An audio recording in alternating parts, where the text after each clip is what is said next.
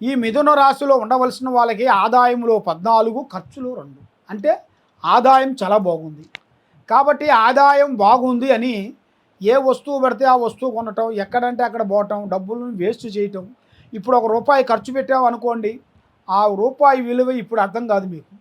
మీకు ఇంకో కొన్ని రోజులు పోయిన తర్వాత మన ఆ డబ్బు మనం ఎందుకు వేస్ట్‌గా పెట్టామా అనేట్టుగా మనసులో బాధాకరం అనేది ఉంటుంది. డబ్బుల్ని ప్రేమించాలి. డబ్బు సంపాదించాలంటే మనం డబ్బుల్ని ఖర్చు పెట్టేటప్పుడు కూడా చాలా వరకు ఆలోచించి పెట్టాలి. ఎందువల్ల అంటే ఇప్పుడు మనం ఆ జాగ్రత్త ఇప్పుడు తీసుకోకోకుండా ఉండేట్టుగైతే ఏం కాదులే అనుకునేట్టుగైతే కొన్ని రోజులు పోయిన తర్వాత అప్పుడు అధోగతి అయ్యే మార్గాలు కొన్ని కనబడుతున్నాయి. దాని వలన కొన్ని ఇబ్బందులు కూడా వచ్చే మార్గాలు కూడా కొన్ని ఉన్నాయి. రాజపూజిత 4 భాగాలు, అవమానాలు 3 భాగాలు కనబడుతున్నాయి.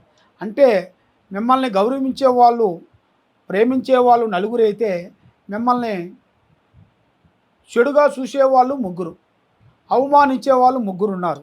కాబట్టి మీకు శనిలో నుంచి కుజుడు చేరాడు కాబట్టి మీకు ఎంత డబ్బు సంపాదించినా నిలబడుకోకుండా చేతికాడికి వచ్చింది చేయి జారిపోవటం, అందులో గురు బలం లేని దాని వలన మీకు లక్ష్మి నిలబడుకోకుండా ఉండటం, శని రావు కేతువుల వలన మీకు చేతికాడికి వచ్చింది శని గ్రహ దోషాల వల్ల ఆ లక్ష్మీదేవత మళ్ళీ తిరిగిపోవటం, ఇలాగా మీకు రావు కేతువుల దోషం వలన మీకు ఎన్నో రోజుల నుంచి రావాల్సిన పనులు, చేయాల్సిన కార్యక్రమాలు, ఆ పనులు చేతికాడికి వచ్చి చేయి జారిపోవటం, మనశ్శాంతి లేకోకుండా ఉండటం, మానసికమైన ఇబ్బందులతో పోరాటం చేయటం, ఇలాంటి మీ జాతక బలంలో కూడా చాలా వరకు కనబడుతున్నాయి.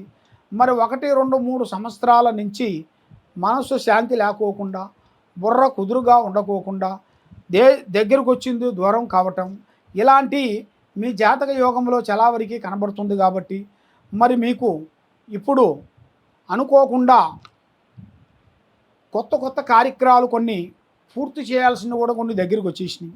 మరి విద్యాదారులందరికీ మంచి విద్య, పెద్ద విద్య పూర్తి చేసుకొని పెద్ద స్థాయిగా ఎదగాల్సిన యోగం అనేది మీ జాతకంలో కనబడుతుంది.